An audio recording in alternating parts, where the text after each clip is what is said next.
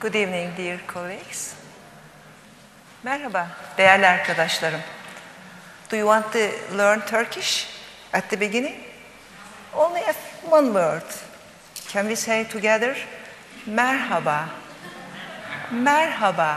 It means hello. It's very simple. And challenging myths around healthy baby skin, a conversation with experts. The title of this meeting, as you know, we will mainly focus on healthy baby skin, intern babies, and look at the evidence supporting good skin care practices. I would like to introduce myself.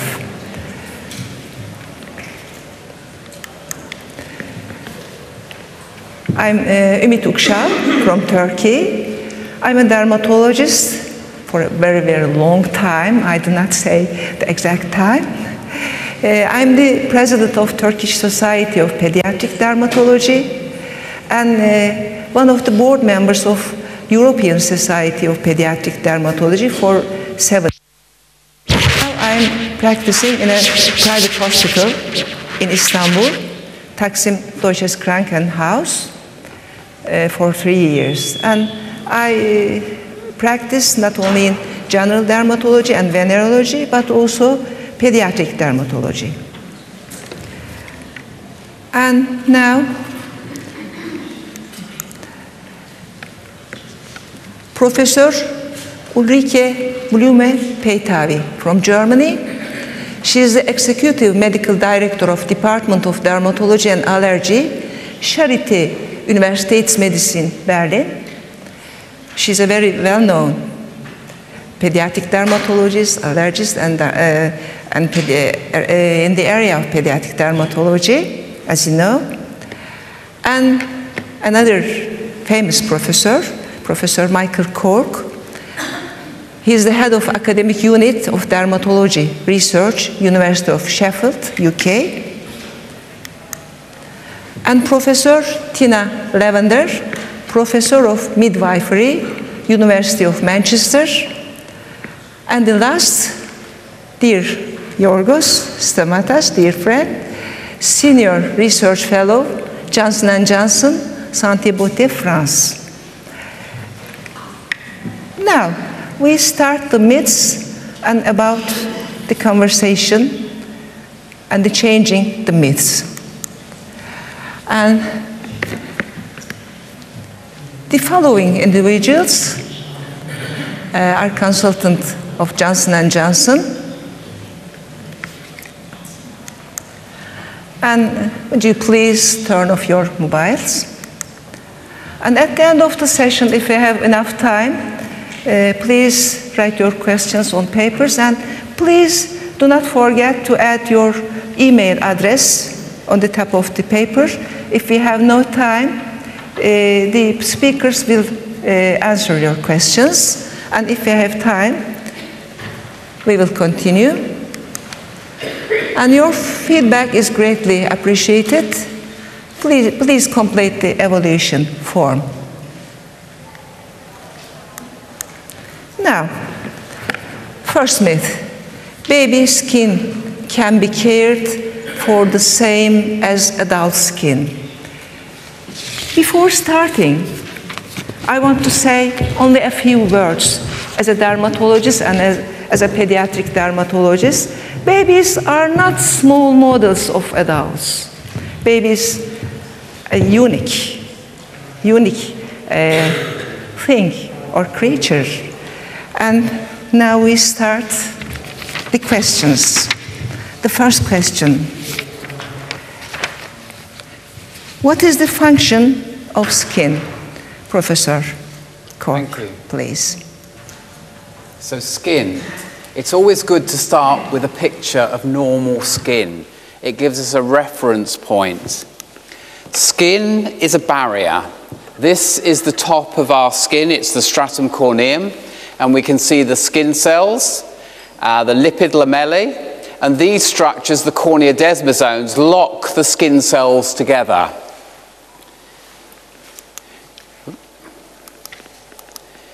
Now, within the skin cell, there's a substance called natural moisturizing factor, and it's formed from the breakdown of filaggrin. Natural moisturizing factor contains lots of acids, like lactic acid. And these acids are very important in keeping the pH of normal skin low, around 5.5. And that low pH is absolutely central to the maintenance of a normal skin barrier. The next thing is, in order to maintain the normal thickness of the skin, we need to shed the skin cells from the surface. And to do that, these cornea desmosomes are broken down by enzymes called proteases. And that allows the skin cells to be shed. But we don't want them to be broken down apart from at the surface. And so they're held in check by protease inhibitors. And perhaps even more important, low pH inhibits proteases and so stops the loss of the corneocytes from the surface of the skin. And the final part of our normal skin barrier is the lipid around the skin cells, and this is analogous to the mortar in a brick wall around the bricks. And low pH helps the lipid enzymes produce the lipid lamellae. So this is the healthy skin barrier, and low pH is inhibiting protease, so we keep the skin barrier intact, and it's helping form the lipid lamellae, which is the protective mortar around the skin cells. And so we can draw that together in this picture of the normal skin barrier. It keeps water inside, it has a low pH, and allergens and irritants bounce off the surface. And when we're teaching, I use these cartoons to teach children and their parents about normal skin. We teach them that in normal skin, the brick wall is strong and resilient, and the iron rods are only rusted near the surface because of low pH and low protease activity. And as a result, allergens and irritants bounce off the surface of the skin. So this is normal skin. After this,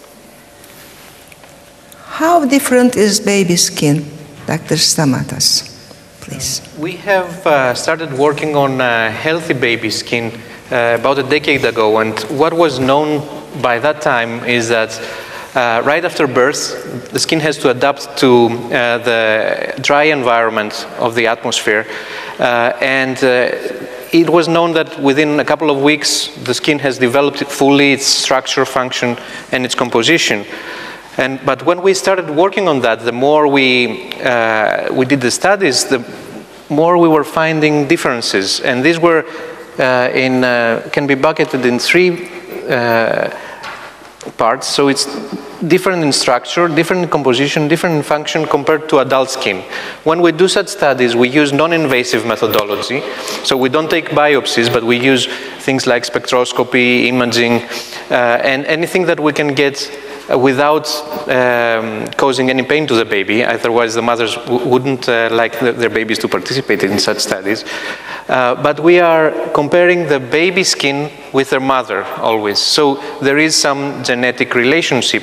But still, even when the skin is so close related to each other, we can still find things like smaller corneocytes, thinner layers in the skin, but also compositional differences like less natural moisturization factor, more water content, less melanin. And in terms of function, we find that the water handling properties are different in babies compared to adults, as well as things like the cell proliferation. So these are some examples from the studies that we've done, and they have been published.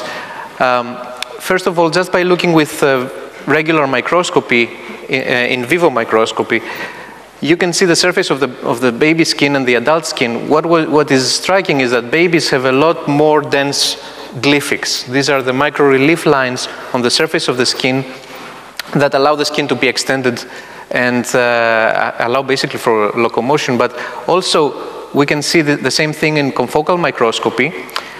What is important here is that this can act as a reservoir. So whatever you put on the baby skin, pharmacologically, it can have a completely different effect than when you put it on adult skin, where these lines are less dense.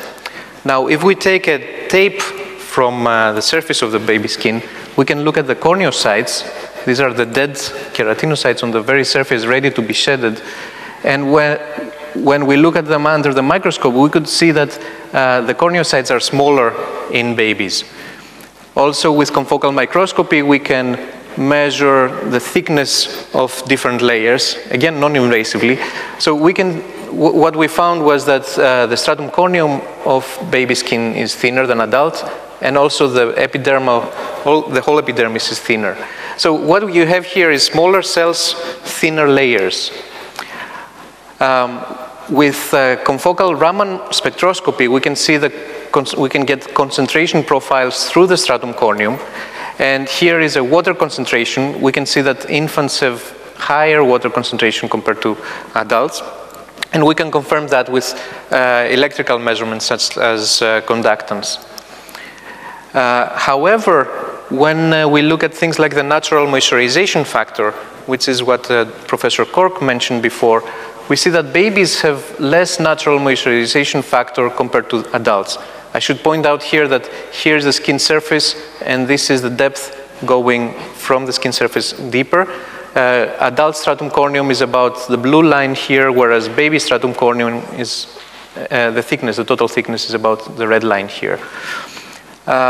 So we have this conundrum. We have more water in baby skin, but less natural moisturization factor. Also, we have more lipids in mothers compared to their babies. And this was expected because mothers have sebaceous activity. Babies don't have sebaceous glands active yet until puberty.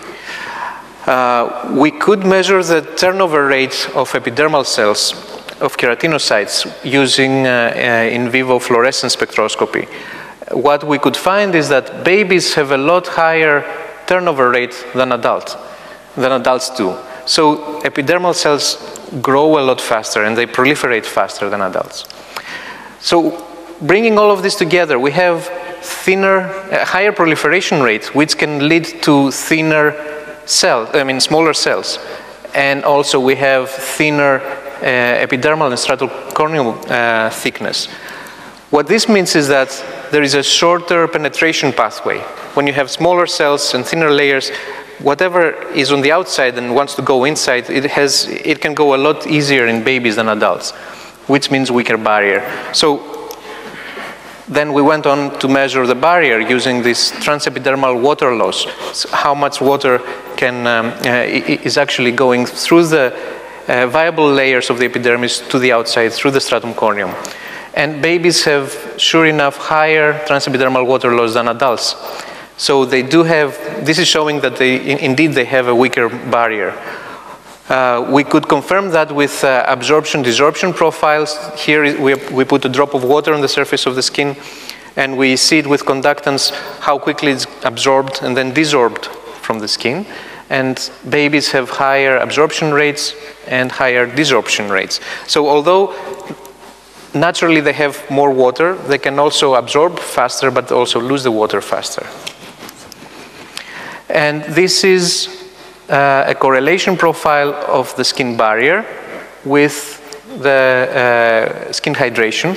In adults, all the points are located here in a very tight area, which means that adults have they have properties that are tightly regulated, whereas babies don't have these processes matured yet. So the baby data are all over on this plot.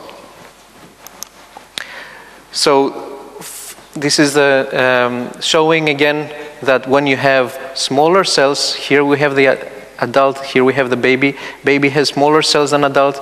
They have thinner layers. This is the thin stratum corneum of babies. So things like allergens, for example, can penetrate a lot easier through the baby stratum corneum compared to adult, and then they can lead to things like the switching from Th1 to Th2 immunity, which means eventually leading to atopic dermatitis. So babies have a higher propensity This can explain why babies have higher propensity of developing atopic dermatitis. Now, the second myth, you don't need to protect baby skin, especially for some parents believe this. Is it true or not? Now, why do you need to protect baby skin, Professor Cork? Well, Georgios has shown you that baby's skin is completely different. A normal baby's skin is much, much thinner and very vulnerable to break down. So all we have to do is add something else to that baby's skin and it will break down and form atopic dermatitis. And what that extra factor is a genetic predisposition to make the skin barrier even thinner. So the skin barrier in a normal baby is already thin, and the genetic predisposition makes it more thin and vulnerable. Beautiful work from Owen McLean, Alan Irvine and colleagues has identified changes in the filaggrin gene. And one of the consequences of the changes in the filaggrin gene is to produce less natural moisturizing factor in the skin. So if we look at the diagram of the skin now in a baby with atopic dermatitis, a change in the filaggrin gene means there's less natural moisturizing factor. Less natural moisturizing factor means less acid, such as lactic acid, and so the pH of the stratum corneum goes up to 7. As a result, the high pH favors protease activity. Proteases work best at pH 7, worst at pH 5.5, normal skin. So this change in the filaggrin gene, less natural moisturizing factor, less acids, raises the pH, the optimum pH of protease activity, which breaks down the cornea desmosomes. This allows the corneocytes to move apart and makes them vulnerable to allergen penetration through the skin. Furthermore, the high pH inhibits the synthesis of the lipid lamellae, and so we have a defective lipid lamellae, a defective mortar around the corneocytes in atopic dermatitis. So the brick wall, the skin barrier, is falling apart in atopic dermatitis. And here we can see it visualized for the children in our clinic. We tell them that their brick wall is, the iron rods are rusted all the way through the brick wall because of high pH and high protease activity. And you can see the mortar falling apart as well because of high pH. As a result, we get a loss of water through the skin. And this is measured as transepidermal water loss. And you'll hear a lot more about this later on. So a high transepidermal water loss is a sign of damaged skin barrier, such as atopic dermatitis. And then allergens can penetrate through the skin, through this defective barrier, interact with the immune system and shift it from Th1 non-allergic to Th2 allergic. But it all started with a defective skin barrier and a genetic predisposition. And then we bring in the environment, and the environment interacts with these genetic changes.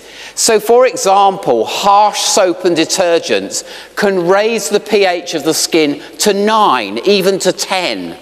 And that interacts with the filaggrin mutation to break down the skin barrier. Other environmental factors, such as house dust mite, produce proteases in their feces, and this breaks down the skin barrier. So we have a gene-environment interaction leading to skin barrier breakdown in atopic dermatitis. And this is fascinating, the face of a baby. Interestingly, the skin on the face in a normal baby is very thin normally, and the filaggrin mutation makes the barrier more defective, raising pH. And then all of these environmental factors, saliva has a high pH. It contains lipases and proteases that break the skin barrier down. This dummy pacifier causes friction which damages the skin. Interestingly, milk, wonderful to eat, but it has a very high pH and can be damaging to the skin. I want to ask a question. Some women use breast milk to clean nipple and also they clean their babies. But you said the breast milk is good to feed, but not good for skin. If they use the breast milk on its own, straight onto the skin, yes, it's wonderful to eat, but straight onto the skin it has a high pH and so can interact with these other factors like saliva. So used on its own, the breast milk could be harmful. Yeah, but you should perhaps not forget that some mothers like very much to use breast milk when they wash their babies, so they dilute it in water, and then it's harmless because with the diluting effect. And I think if you advise your parents who use this, they can do it, but they must really use the breast milk, then dilute it and shake it with water to break down the lipids, and then they can use it, and it's harmless. And so that's very important to explain the difference between mothers always think they do something good with breast milk, but directly on skin, it's negative, but diluted and normalized for the pH, it's fine. So it's important for counseling our parents on the right habits. For normal babies or atopic one, or both? I think for both. This accounts for both. Do you agree? I completely agree. It's all about the dose. If you put the breast milk on neat onto the skin, you have a high dose and a high pH. You dilute it, you dilute the pH away. I completely agree.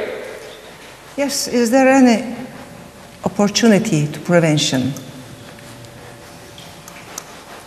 So this moves on to how the environment interacts further. If we look, we have filaggrin mutation can cause a raise in the pH of the skin due to less acids. And we've seen washing with harsh soap and detergents also raises the pH. This increases protease activity, and this then binds to a protease-activated receptor that then causes breakdown of the barrier and inflammation. And then you can see these other factors interacting. More harsh soap and detergents, hard water, raise the pH. Things like saliva raise the pH. Excessive hydration will actually increase protease activity. All of this feeding through to breakdown of the skin barrier and inflammation. And then here you can see the effect of high pH. The high pH from the soap and detergents such as sodium lauryl sulfate enhances protease activity. We get more breakdown of the cornea desmosomes and more inhibition of the lipid lamellae. So it's a gene-environment interaction that is leading to breakdown of the skin barrier in atopic dermatitis. And this starts the progression. So we start with genetic susceptibility. Gene-environment interaction gives us a subclinical skin barrier defect, and then subclinical inflammation. So up to this point, we cannot see anything in the baby's skin. And then they develop mild atopic dermatitis without a raised IgE. And then ultimately, we have allergen penetration, Th1, Th2 shifting, high IgE, and severe atopic dermatitis. But it's been a progression driven by gene-environment interaction from the individual gene, the environment, to severe atopic dermatitis. And here we can see the defective skin barrier allowing allergen penetration and shifting the immune system from Th1 non-allergic to Th2. Yes. And then we talked about prevention. Yes. And prevention brings us to the atopic march. Here we see the incidence and the age of the child and the prevalence of atopic dermatitis, food allergy, asthma, and allergic rhinitis. And we notice there's a couple of months after the baby's born that has the genetic predisposition to atopic dermatitis when their skin is completely normal. And it's like a window of opportunity. Could we change their environment in some way so they don't develop atopic dermatitis? And this is an area of great fascination now. Is it possible to actually prevent atopic dermatitis and the consequences in terms of the atopic march, in terms of food allergy and some forms of asthma? And we would have to change the way we treated a baby's skin from birth, using very mild wash products, emollient products, the right types of oils, to nurture the skin barrier and change the environment from a negative environment to a positive environment. So there is an opportunity to change atopic dermatitis, and this is really the future. And now we continue with nappy dermatitis. Professor Blume-Peytavi, what about nappy dermatitis? I think it's a key issue in dealing with healthy children and also in children with diseased skin. I think we all agree nappy rash is very important because it can start very early, but mainly in our children we have at about between the 9th and 12th months the most frequent occurrence of nappy rash. And I think nappy rash is in a way a wonderful model for prevention, because we are always discussing with the parents how to prevent nappy rash and how to treat. We can say that in fact the prevalence is very high when children start to change the nutrition, to go to another, from breastfeeding to intaking of other nutritions. And so in fact nappy rash is in fact an irritant dermatitis. It's a reaction of the skin, a breakdown of the barrier, like in atopic dermatitis, due to all the material, the stool, the urine contact, and in fact it's caused through this irritation. And I think we have a lot of patients who come to ask how to prevent. And I think, first of all, if we want to prevent, we must understand the principle. And I think, Mike, you have in your lab a sort of hypothesis how to deal with nappy rash, and how is our actual vision of understanding napkin dermatitis. Thanks, Ulrike. This is an adaptation of that gene-environment interaction for atopic dermatitis. For napkin dermatitis, we don't really know what the genetic factors are. Maybe filaggrin has a role, but yes, we know what the environment's about. We have multiple factors. So urine, for example, as it breaks down to ammonia, raises the pH. And we know how damaging the pH is in terms of increased protease activity. Excessive hydration and occlusion enhances protease activity. The feces are full of proteases, which then increase protease. And soap and detergents, if we're using the wrong types of wipes, can then contribute to enhanced protease activity. And then bacteria can then themselves lead to breakdown of the skin barrier. So we have the same central pathway as in atopic dermatitis, but different environmental factors such as friction, urine, feeding into high pH, enhanced protease, and then breakdown of the skin barrier in the diaper area. So we have looked at physiologically what does diaper dermatitis look like. We used the same non-invasive methods. We used skin surface conductance to measure stratum corneum hydration and transepidermal water loss to look at the barrier function. And what we found is that we measured on babies on the rash site, on the lesion, on the outside of the lesion, but within the diaper area, and then outside of the diaper area on the thigh. What we could find is that right on the lesion, you have significantly higher transepidermal water loss, which means worse barrier, but you also have significantly higher hydration. Now, the two of them, I showed you before a correlation of transepidermal water loss with skin conductance. When you look at their correlation, you can identify what kind of condition you have. For healthy skin, you want to have good barrier, so low transepidermal water loss, and nicely moisturized, so high conductance. For xerotic skin, you have bad barrier, high transepidermal water loss, but low conductance. In this case, in diaper dermatitis, we have both of them high, both transepidermal water loss and skin conductance high. This means that it resembles an open wound condition. This is the case where you have very bad barrier, but the area is raw, it's still very moist. Now, we also looked at what is the effect of having diaper dermatitis in the quality of life of babies and then extending to the parents. We could measure, actually, we could see a nice correlation. This was done, this is a study that was done in Brazil, and we followed the same babies from the day on when they had diaper rash, and we followed them for 2 weeks. The reason was that the same baby was used as internal control during the second week where the diaper dermatitis was resolved. And one of the parameters we were looking at was the frequency of crying. And you can see that as the diaper dermatitis is resolved, frequency drops down and then it becomes flat during the next week. But we could also document using questionnaires with parents that the baby habits were affected during the week with the diaper dermatitis. They had their eating habits, their sleeping habits, also even they had agitated and restless behavior. The playtime was shorter. Very interestingly, for 40% of the babies, we found that during the second week, they developed flu-like symptoms. Now, this may not be a final conclusion of a correlation between diaper dermatitis and flu, but it may be an indication that when the babies have the diaper dermatitis, they feel stressed, they cry a lot, and their immune system goes down.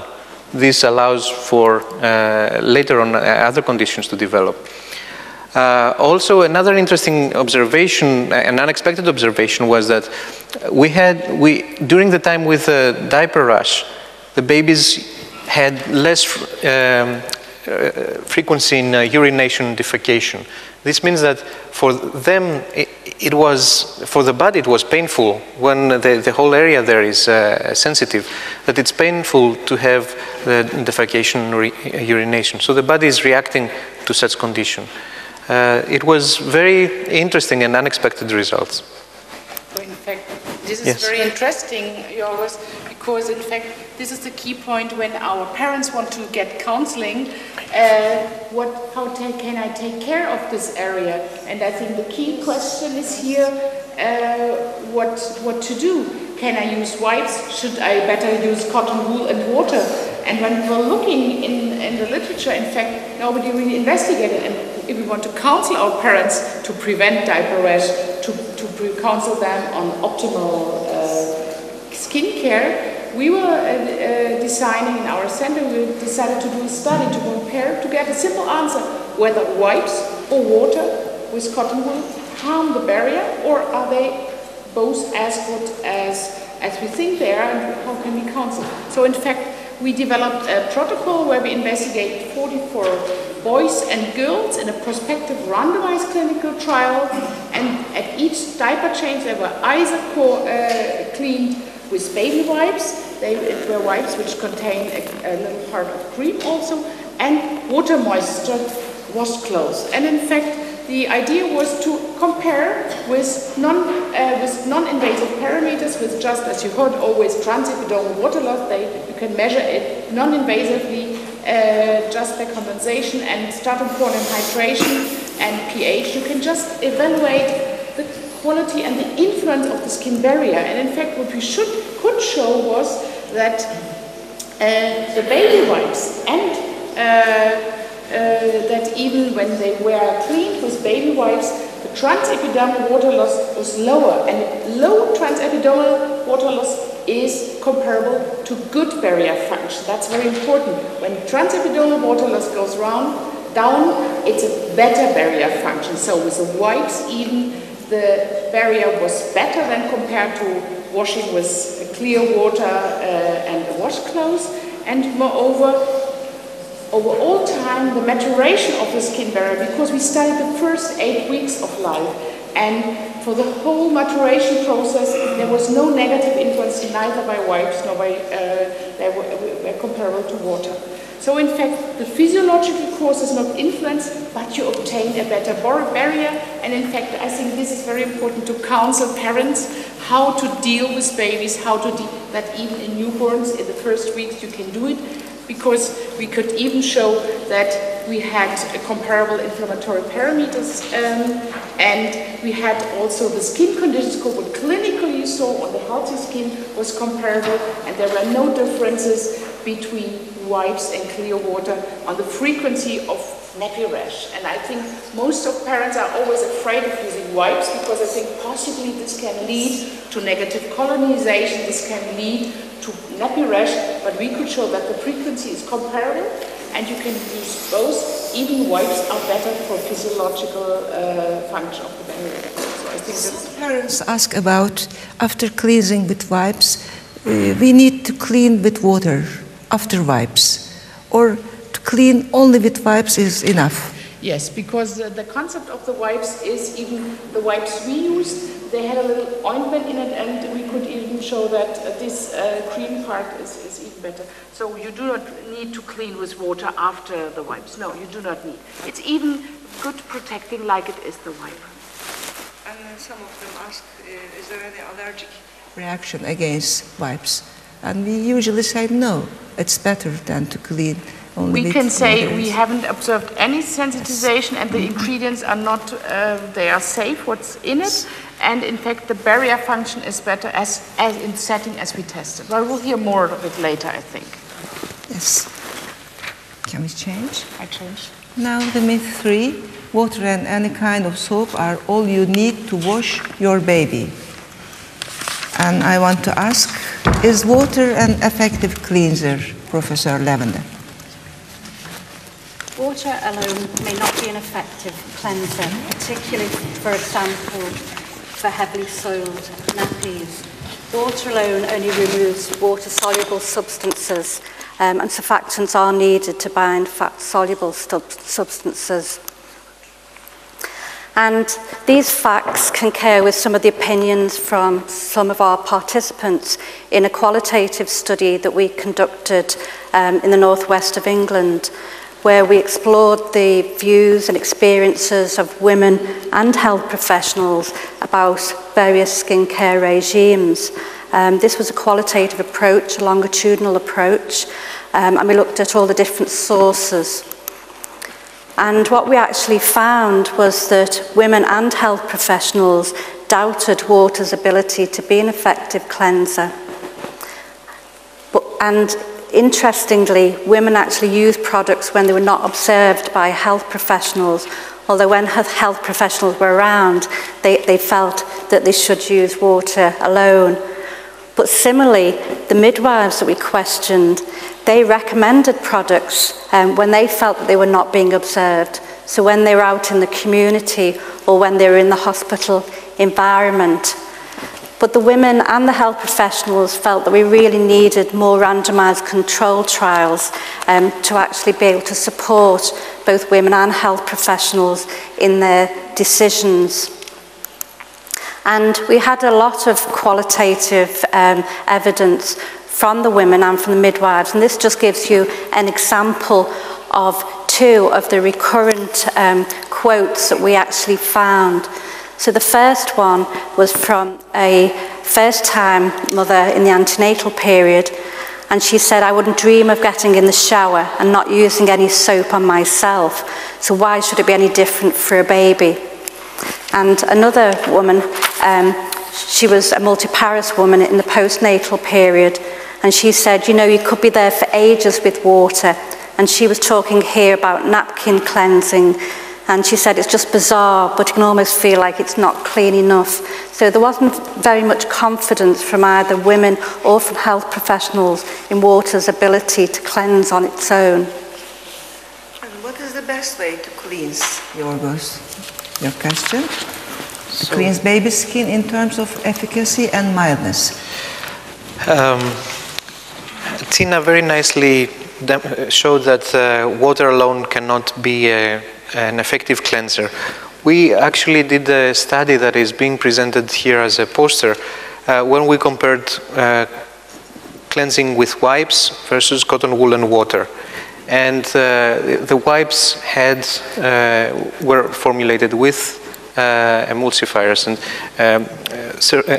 and certain ingredients that can remove the soil from the skin. In this case, what we did is we applied foodstuff, Nutella, on the skin. Nutella is actually very good to eat, very sweet, chocolatey. But it's also very fatty, and it has dark particulates. So it's very easy to visualize that the skin has been soiled. So we applied it on the skin, and then we wiped with either wipes or the cotton wool and water. And as you can see in the images here, you can definitely see the particulates. This is the same person. This is not a darker person. It's the same person.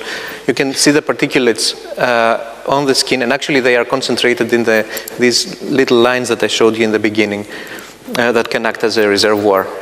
Also, we tested the wipes using a method for looking that evaluates the bacteria on the surface of the skin. And this is a fluorescence method. You take a tape from the skin and then you apply the dye, the fluorescent dye, and if you have bacteria, you have higher intensity. So we demonstrated that after wipe, you do reduce the bacterial load on the surface of the skin. So we demonstrated the efficacy. Can you speak a little bit about the safety of such products? Yes, this takes us back to pH, and looking at the pH of near normal skin around 5, if we put a harsh detergent like soap on the skin, we raise the pH to 7, and this colour green is a measure of protease activity. So you can see normal pH of normal skin around 5, there's very low protease activity, and if you put a harsh detergent on the skin, such as sodium lauryl sulfate, you'll raise the pH to 7 and you get this bright green staining, which is protease activity, and you can see it breaking down the stratum corneum. So this is the harmful effects of a harsh detergent on the skin barrier. Another dimension on the distinguishing between different surfactants and different cleansing system is what kind of ingredients you have, particularly the surfactants. These are the molecules that are amphoteric, and they agglomerate, they make these micelles, these little balls that are able to remove lipids. Now, if the surfactant is harsh, then it makes small micelles, and the small micelles can penetrate, so they can cause inflammation. When the product is formulated to make big micelles, then they don't penetrate, and you have a much milder cleansing product. And this is demonstrated here in this cartoon, that when you have already a weak barrier, like in the case of babies, the small micelles can penetrate and eventually lead to inflammation. Whereas where you have big micelles, they bounce off the surface of the skin, and there isn't any problem with the surfactant system. Now, all chemicals contained in products are bad for baby skin. My question is, are preservatives safe? Thank you. Well, I became interested in this about 15 years ago, and this is the sort of nightmare patient that we all dread. And this is a child with atopic dermatitis that almost died from atopic dermatitis, not from the condition, but because someone gave them the wrong treatment. And this child kept getting really severe infections, not just your average Staph aureus infection, multiple abscesses, had to come in for surgical drainage, prolonged courses of IV antibiotics. Every time we sent the child home, within 4 or 5 days, they were back in hospital septicemic. On the third admission, one of our brilliant specialist dermatology nurses, Sue, said, "Mike, what's that pot next to the child on the bed?" And I looked at this pot and I didn't recognise it. It wasn't something we prescribed. And I picked it up and looked at it, and it looked disgusting. I opened it and it was absolutely revolting. And one of my colleagues from Syria said, "Oh, I know what that is. It's one of those unpreserved creams you can get in corner pharmacies in the Middle East." And sure enough, they got it from a corner pharmacy in Libya when they'd been on holiday. We cultured it, and there was 20 million Staph aureus per cubic centimetre. It was an unpreserved cream. Now, the problem is that now they are available all over the internet. Unpreserved creams, organic creams, because of the misinformation about the safety of preservatives. And there is an extensive literature on infections from products like this. In fact, several from countries nearby. There was one from Jordan where every single product they tested was contaminated with bacteria to the same levels that we found, 20 million per cubic centimetre if it was unpreserved. And so I became interested in the questions about preservation of products. Clearly, preservatives are absolutely essential to prevent products becoming contaminated. And I've had other patients bring in products contaminated from little herbalists in Sheffield since then. So it's a really big problem. So what about the safety of preservatives? Well, as Paracelsus said in about 1524, all things are poisons and there is nothing that is harmless. The dose alone decides that something is no poison. So, if I drink this water, it's perfectly safe because risk is determined by the hazard, for water is extremely low, we need it to live. But if I drank 100 litres of water in 1 hour, I could die from water intoxication. So the risk is minuscule because it's implausible that I would ever drink 100 litres of water in 1 hour. But there is amazing misinformation on the internet, really dangerous misinformation that's driving some of my patients to go and get unpreserved products. And they put their hand in, of course covered in Staph aureus, contaminates it with Staph aureus, and it multiplies because there's no preservatives. There's controversy about formaldehyde releases. There's also controversy about 1,4-dioxin, which is a byproduct of producing very mild wash products. So there are 3 grades of risk: unacceptable, acceptable, and completely negligible, implausible risks. And because of the misinformation on the internet, I often have to explain the nature of risks to my patients. So 1,4-dioxane is a byproduct of producing these very clever mild detergents. It's present in minuscule quantities, and the Federal Drug Administration has very strict regulations saying less than 10 parts per million, and acceptable exposure less than 30 micrograms a day. So how many times would you have to bath a baby to get that level of exposure? 900 times a day for every day of the life of the baby, the infant, the child, and the adult. I would say that's an implausible risk, but that's the level of misinformation on the internet. Let's go to a preservative, formaldehyde. Now, formaldehyde itself is not put into products as a preservative. The preservative is Cortanium-14, which releases formaldehyde, but at incredibly low levels. And formaldehyde is a byproduct of photosynthesis. So, I can stand up now, can't I, Tina? Yes. This apple has 1,360 times more formaldehyde than that water in that baby's bath. So how many times would you have to bathe a baby to get near the toxic levels? Well, it's a mere 41 million baths per day over the life of the baby. I would suggest that's an implausible risk. And the hazard that our patients face is getting unpreserved products, not ludicrously implausible risks. And I now have to routinely give internet warnings to my patients about much of this misinformation on the internet. In fact, now I send them to Google Scholar so they can actually get the real information. And so it sums it up that what is dangerous is not implausible risks of levels of natural preservatives that preserve this apple or banana, but the risk of unpreserved products which can cause life-threatening infections. We will explain the parents, this apple and the child. Thank you. And we move. The natural oils are always best. And I want to ask, are natural oils widely used, Professor Lavender? Yes, natural oils are widely used, and there are very many oils used across the globe. In the UK, we did a national survey of oil use amongst the maternity units and the neonatal units in England. This was an internet survey which was informed by our qualitative work, which I mentioned previously. And we actually found that more than 52% of these staff within the units actually recommended oils of some sort. And then we asked what type of oils that they recommended. And in the UK, it seems that olive oil is the oil that's most recommended, with 81% recommending this.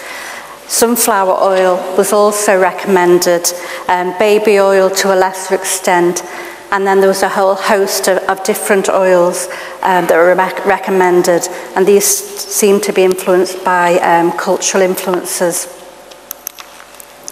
The reasons why oils were recommended were varied, but the main one seemed to be the treatment of dry skin, followed by baby massage.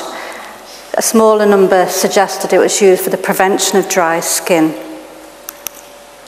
And just to return back to the qualitative research that I mentioned earlier, this is what some of the health professionals were saying, and this is the recommendations that they were giving, although not based on any sound evidence. So, for example, one of the midwives in the hospital said, I might advise something like massage oil, just sunflower oil, but I wouldn't advise any brand of sunflower oil. I'd just say get the cheapest and purest and you'll be fine. But we know there's a huge variation in the composition of these oils, so this advice may actually be dangerous. Similarly, one of the health visitors said, we talk about using traditional oils that you'd have in the house anyway. So again, this could actually be dangerous information because there's a whole host of oils that are out there, and we don't really know enough about them just yet. I want to ask the Professor Cork, are all natural oils safe? And would you please permit me to ask the audiences about their idea. Are you recommended your patients or parents about olive oil? Who recommended olive oil? Just show hands. Nobody? Show hands. Show your hands. A few. And sunflower oil? No oil at all. very few. I'm surprising. Yes. Now, are all natural oils safe? Thank you. So, well, the answer is that some natural oils are not safe for several reasons. One is that some oils, such as olive oil, which is wonderful to eat, of course, contain high levels of oleic acid and low levels of linoleic acid. Oleic acid is damaging to the skin. Linoleic acid is very positive and helps form ceramides in the skin. So olive oil contains high levels of oleic acid and low levels of linoleic acid. The best sunflower oils contain the opposite, so they contain high linoleic and low oleic. But if you get a genetically modified sunflower oil, which is made to taste like olive oil, then it will have high oleic acid and low linoleic acid. So it's very important to know what type of oil you've got, and you can't find the information by going to the supermarket, because we tried. And now this is what oleic acid from olive oil does. Here is the stratum corneum, here are the corneocytes, and there's the cornea desmosomes, locking them together. One application of oleic acid at only about 15%, which is way below what's in olive oil, and it breaks the skin barrier apart. And we've done work with Tina Lavender's group, and we've shown that in people with a history of eczema, it completely wrecks their skin barrier if you apply olive oil twice a day for 4 weeks. So it's extremely damaging to the skin. And one of the mechanisms, here's the lipid lamellae.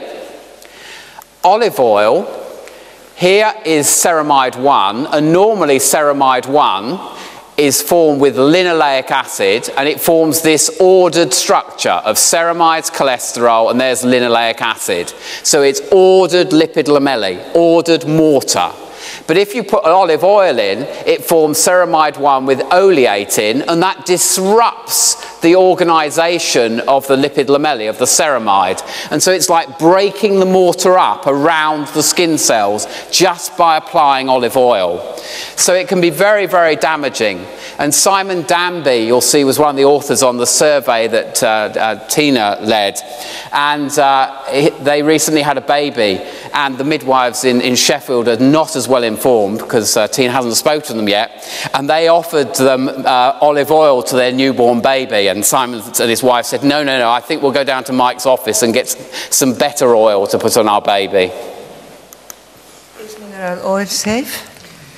So first, what is the difference between mineral oil and natural oils or vegetable oils? Vegetable oils have a lot of triglycerides. These are esterified fatty acids that break down with hydrolysis, and then they can have oleic acid. It can be oleic acid, linoleic acid, but it can also be some of it saturated. Now, unsaturated fatty acids are good to eat. It's like milk. It's good to eat. They're not so good to put on the skin. Mineral oil, however, is saturated. And being saturated is very flexible, and it cannot break down the organization of natural lipids in the skin. Now, there are, of course, different grades of mineral oil. There is the industrial grade that is not used in personal care products. There is cosmetic grade, and the highest, the purest grade is the pharmaceutical grade. This is certified by the European Pharmacopoeia and the US FDA to be free of impurities. It's virtually non-allergenic, and it is used in, this is what we use in our products with the paraffin oil. It has a long history of use and of safety. It has been used in cosmetic products as emollient and moisturizer since the 1800s, and it's basically inert and stable. It doesn't get metabolized because it's saturated. So it's after some time the body secretes it. It doesn't get into biochemical pathways. Could you please change? No. Yes. There's ample evidence showing how to cleanse babies. And the question is, how have researchers approached baby skincare evidence? Professor Blume-Peytavi, your question is? Thank you very much for this question. In fact, everybody thinks we take care of our children for so many decades that we should have broad experience, and it's broad experience, but what's really standardized and evidence-based on how to cleanse a baby. So in fact, we have asked us what is really available in the literature, what do we know? And in fact, we decided to do a literature review on the past 40 years to look what is really in the literature dealing with this topic. And in fact, we elevated on clinical studies on healthy skin. We focused on baby care routines, on baby skincare products, and we looked up, and of course we didn't include non-evidence-based studies, and we just looked on healthy skin, no preterm or children with diseased skin. And in fact, when you look on, we divided our research in 4 topics. We wanted to know what's the state of the art on characterizing neonatal skin maturation, effect of washing, bossing procedures, effect of cleansing, washing agents, and looking what is the colonization, what's happening if we use all these types of products, what is really evidence-based and what's available. So we did, like very quickly I show you, we did search strategies, we looked in the different literature possibilities in PubMed, in M-based studies, even hand search was done. And in fact, if you look under the criteria what's really good clinical studies performed on this topic is that you have in 40 years, nearly 80 studies published, but when you look on and classify them according to the level of evidence, you remain just within 40 years with 22 clinical studies, 7 reviews and 11 guidelines, and most of the clinical studies with good evidence level have been in the past 10 years. And that's why really we have advanced in our dealing with children and taking care of babies, that in the past 10 years, most of studies of high quality have been performed. So in fact, just for the, don't read this text, it's just that how we grade it, and it's mainly clinical studies, and we concentrate on grade 1 to 3, and we each literature, from all the literature we have seen, we graded according to the study design, to the level of evidence, and we looked on this outcome, and we published this year. And in fact, in conclusion, you can say that all studies have been very heterogeneous. They are very heterogeneous in their method, in their conception, and today we have good clinical data for characterizing newborn skin, but very recent publication during the past 10 years, they provide the most. Skin maturation, we have very good knowledge, and washing procedures, influence on microbial colonization, quite good knowledge also, but there's bad or insufficient evidence for cleansing procedures, and there's a lot more to do to really control this, and there's really need for good controlled randomized studies under standardized conditions. That makes it so difficult to compare. Everybody measures with different techniques at different time points, with different regimen and so on. So we need standardization of methods and parameters and used in different studies, and then we can really do. But what you can conclude today from the current knowledge, from the current evidence, that bathing is generally superior to washing. Bathing with systemic detergents or mild liquid cleansers seems comparable or even superior to water. That could be shown from the current literature. But of course, we do know standardized skin function parameters, and to evaluate all the studies in the same way for transepidermal water loss, for stratum corneal penetration parameters, which evaluate the skin barrier function. And we need to compare these studies and to be able really to provide evidence-based recommendation for dealing with our patients, our children. And what are the results of skincare regimen studies? So in fact, when we have seen in the literature in the past years that there's not really good base for recommendation, there's not enough evidence, we have started to work on this. And in fact, an easy question like this is washing better with a washcloth or bathing better?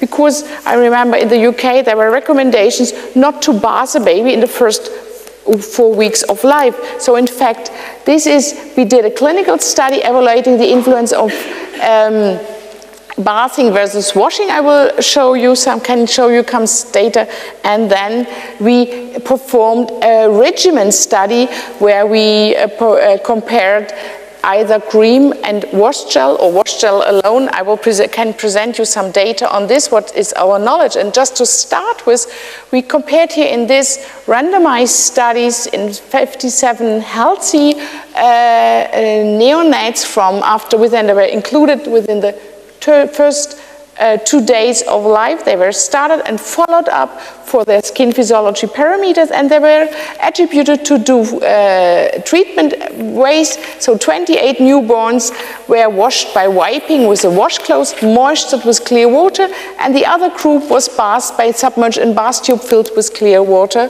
So no product, just comparing water versus water, but once with bathing and once with a washcloth, and the distribution of sex or gender distribution was equal in both groups.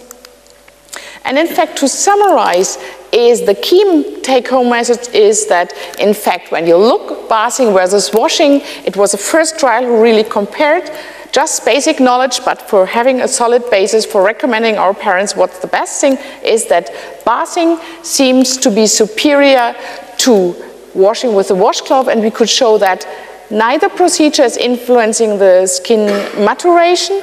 And however, what we can see is When you bath your baby, you have higher stratum corneum hydration, as shown here. Always in gray is the bathing group, and it's always significantly superior to the hydration of the skin when you bath your children on different regions of the body. And even the transepidermal water loss, when you use a washcloth, is higher. So using a washcloth has a worse barrier function than bathing. So the recommendation is bathing leads to better barrier function and can be recommended. When you ask now, should I just use tap water? That's all what I use, or should I use anything else? We have said we do not know because there's no evidence and no recommendation, and we did a study in addition, and in fact we wanted to look for long-term effect of baby skin products for bathing and creaming, putting a cream and ointment on the skin. And in this setting, in fact, I will guide you through this slide, we included in a randomized prospective trial, which is also published in Pediatric Dermatology last year, we include 64 healthy term newborns, which were completed after 37 weeks of gestation. They were randomly assigned to 4 groups. First group, either bathing with wash gel, top to toe, baby gel, or bathing with water, so 2 arms. And each arm was subdivided, either bathing with wash gel and nothing, no cream, or adding a cream twice weekly after the bath. And the bathing with clear water, where I also did not receive a cream, and the second part received a body cream. So we compared the effect of washing with a wash gel, a cleanser, versus no cleanser, and then additional effect of cream. And in summary, what came out is that, in fact, all over, we followed over 8 weeks, all babies, 64 babies with the 4 different arms, and in the conclusion what came out was that the barrier function is superior when you use either wash gel plus cream twice weekly, or when you use cream alone. So you have here both these, you lead in this transepidermal water loss, you have better barrier function in this. Also the stratum corneum hydration is significantly improved when you use a cream plus a wash gel in the water compared to using either wash gel alone or using just clear water without any cream. So cream and wash gel is advantageous for barrier function. And I think this is the first study which really investigated a regime with how to bath and what to use cleansers in babies in a clear randomized study. And in fact, we could show, of course, you have regional variability between different body regions, but we have investigated always 4 areas, and we could show the different findings. And in summary, it's really better barrier function after 8 weeks in our children when you use twice weekly a cream or when you combine it with wash gel compared to tap water. So this is superior, this regime, to clear water. Do you think for hard water, hard tap water, what can we do? We need to evaluate the tap water pH. Okay. Thank you for this question. I forgot to mention, in fact, in our setting, we controlled the hardness of the water. We controlled for the temperature and for the time you do a bathing. Of course, as Mike said, water can be a hazard. So you need to standardize and say 10 minutes, not longer, at 37 degrees. And you need to limit. If you leave a baby for 2 hours in a bath tube, water will be negative. So in fact, the harshness of the water, if it's a really hard water in your country, I always advise cream twice weekly can support and improve. After bathing, only cream. Only Do not cream? add something, bathing water. But you can add, as I showed in our study, you can use in the cleanser in the bathing water. Yes. You can even add something what's giving more hydrating factors. I always advise to use something to compensate any irritation. Okay? Okay? Products will never be as safe as water alone. and how to bring high-level evidence on safety, Professor Lavender? Yes, as Professor Blume-Peytavi said, it's really important to conduct rigorous randomized controlled trials.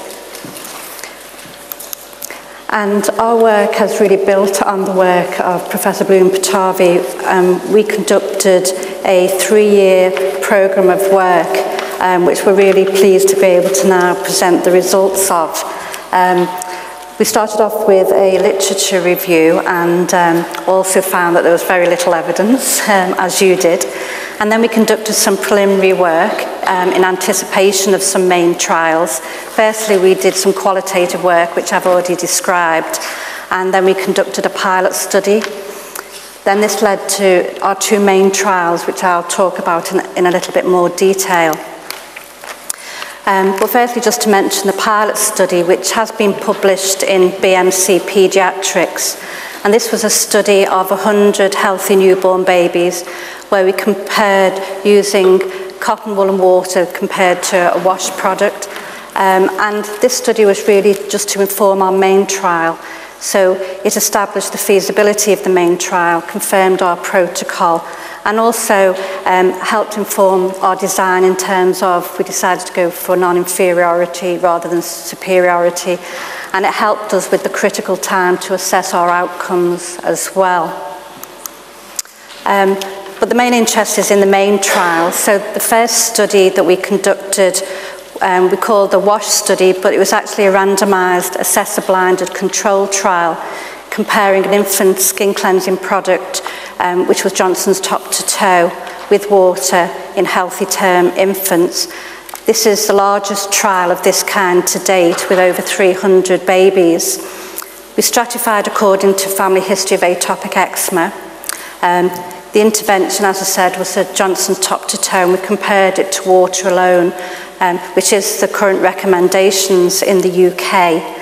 And to ensure rigour, we made sure that we blinded the assessors to the treatment allocation, and also the statistician was blind to allocation during the analysis.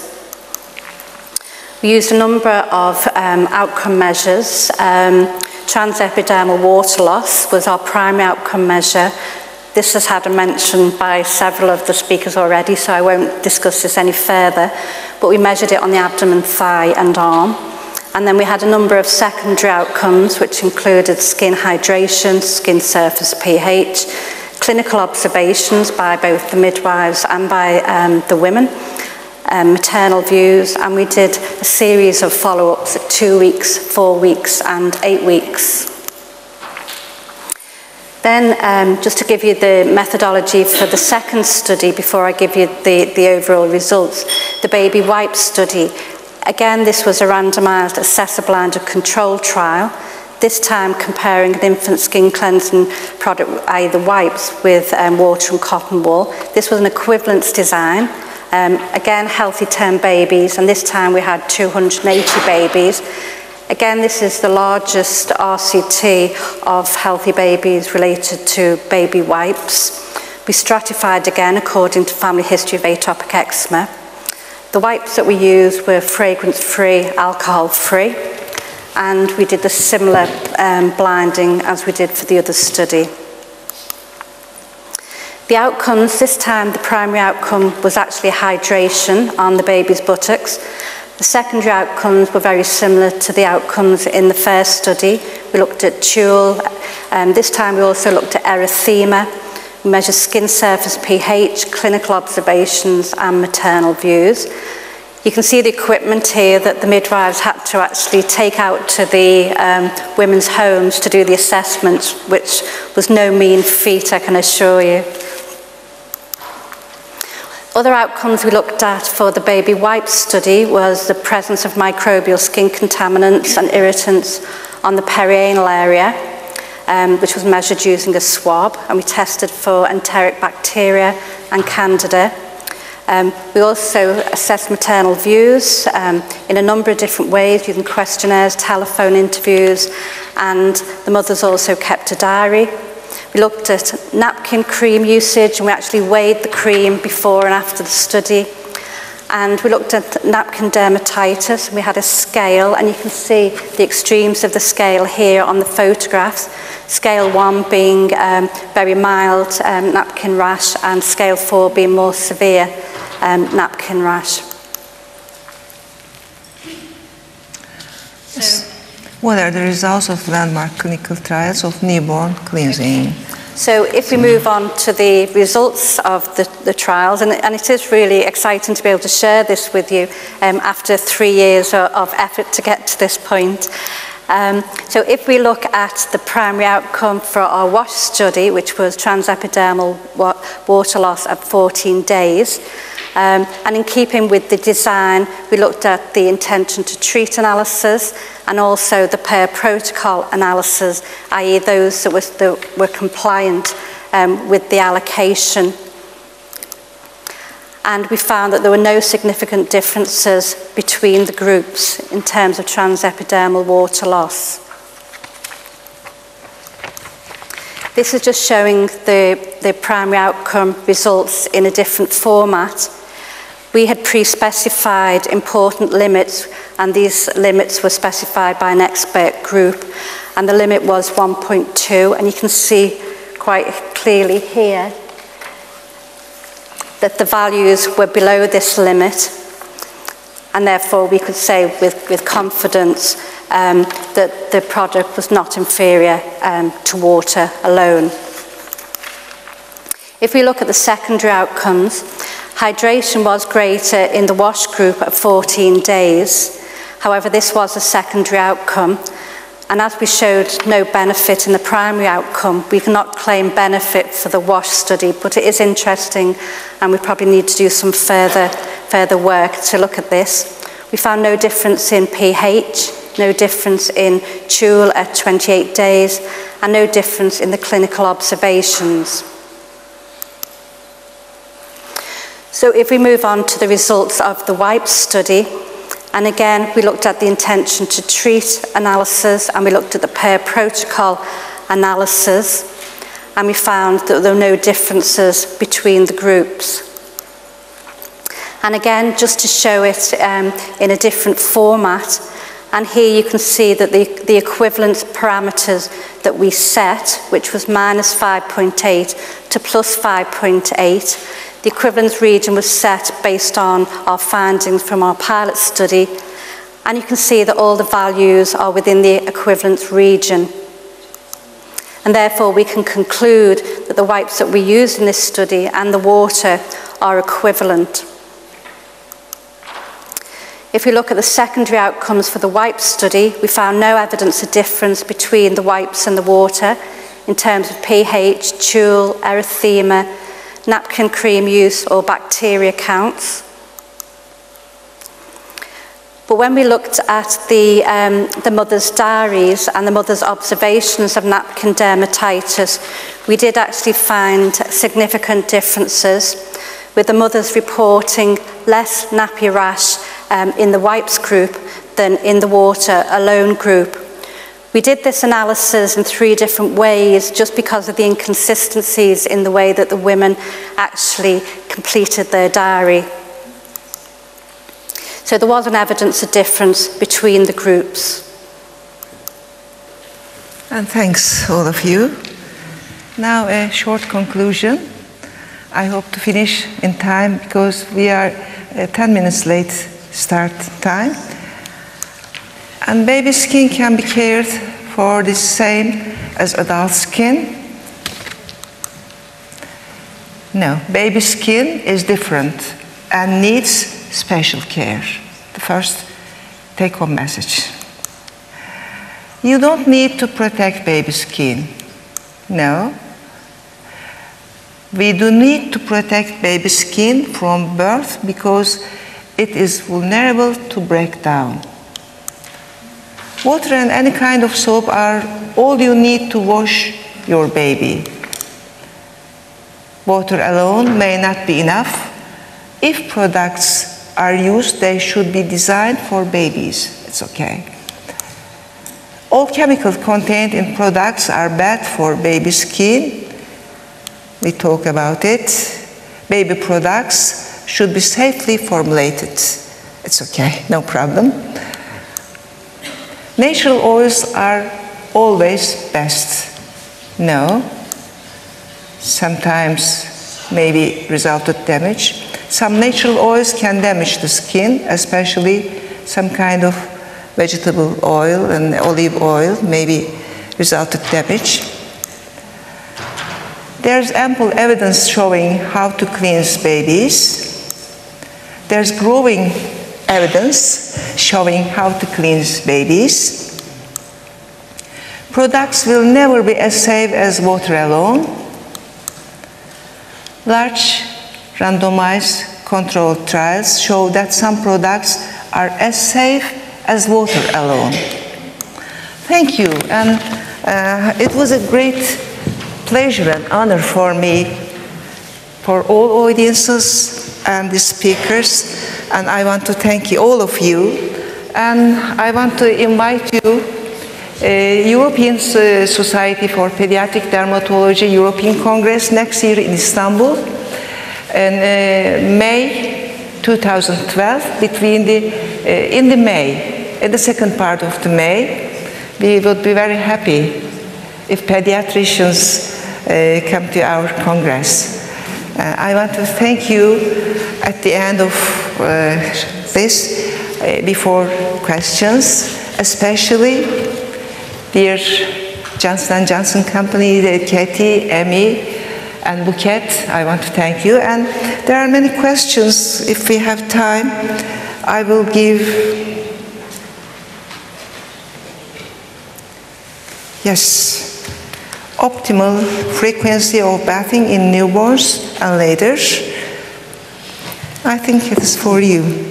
Okay, the optimal frequency of bathing, in fact, I just can say we have done a European consensus paper in 2009 where we also discussed with European experts this, and in fact what we can say from the evidence that we studied twice weekly bathing, and that's what we recommend today because we have the evidence.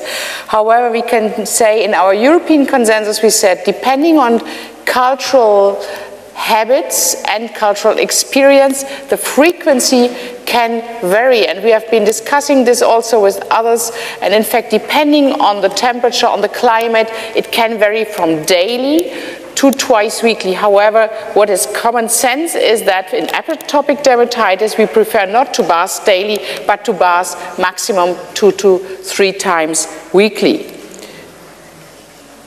There are more questions, but perhaps yes, you want to take another Why part? highly hydrated skin is not good? Sorry? Why highly hydrated skin is not good? I think this was not a point from the studies. Oh, I see what you mean. Yes, yes, thank you.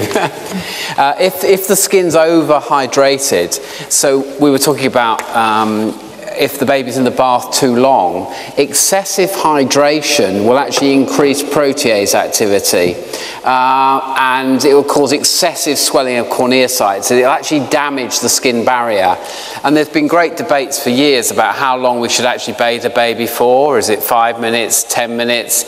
I think we'd all agree now it's a short period. So enough to get cleansing, but not too long, so they're getting excessive hydration of the skin. One example of where excessive hydration is bad is the diaper dermatitis, where you actually have excessive hydration there. Yeah, that's a really good point, because that the water is retained under the occlusive nappy, and so you have the worst of both worlds. You've got occluded moisture causing excessive hydration. In this context, there's another question here from Switzerland on this card is, after having been in the swimming pool at hot water, 31 to 34 degrees in children, is it negative, or what is the effect on skin? And we can say that a lot of people do baby swimming courses where they have, of course, 34 degrees, but we limit baby swimming courses to maximum half an hour. It's very important, it's very heavy for the circulation, for the baby to support this, but they enjoy very much the baby swimming. We did also a study what we published this year on baby swimming, and we could show that in fact even after baby swimming we did a controlled trial also. You have to put them after a maximum of 30 minutes out of the water, and then hydrate them with a cream to protect and to stabilize the barrier better. It's helpful. But you can do baby swimming, but it's hydrating too much then. Only two short questions, so you're finishing. What do you think on the effects of the preservatives as damaged skin, such as atopic dermatitis? Well, I showed you evidence there that the most important thing was that the product was safely preserved. I mean, that child almost died for an unpreserved product, and as I mentioned, there's quite a few series in the literature of products that have become similarly contaminated with tens of millions of bacteria. So, and the preservatives used at the very low concentrations are extremely safe. I mean, the example of the formaldehyde releaser, where to get anywhere near the toxicity level, you'd have to bathe the baby 41 million times a day, just illustrates how enormous their safety margin is. And it's very of great concern, the misinformation on the internet, because in my clinic I am seeing patients bring children, they've bought natural, herbal, organic creams over the internet, no preservatives. All they've got to do is put their hand in the cream once that's been on the baby's skin, and the stuff is just going to multiply, exactly like happened with that baby. So I think this is a really important area.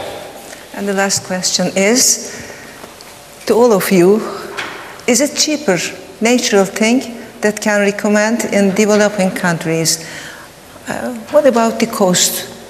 We compare the creams or mineral oil or vegetable oils. I do not know when we compare the cost of these things. Yeah, I know that olive oil is very expensive, for example, in sub-Saharan Africa. So sunflower oil, they don't use olive oil even for cooking because it's quite expensive. So I suppose it would vary from region to region, I would imagine.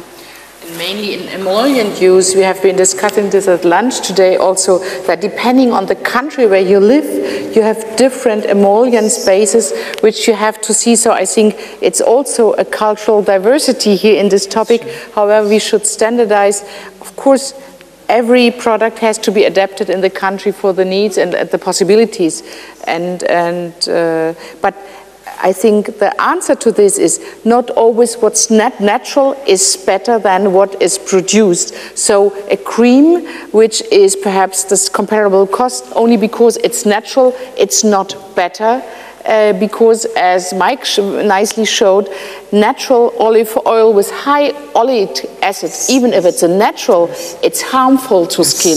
So then it's better to have an equalized emollient instead of using natural thing. Natural is not always cheaper and it's not always better. Sure. But in the thinking of parents quite often. But I like to quote David Atherton, the famous pediatric dermatologist, and he was having some controversy from some of the parents about mineral oil, because of the misinformation on the internet about contamination of mineral oil. And he said, but what do you mean? It's natural. It's vegetable oil, but it's antique vegetable oil.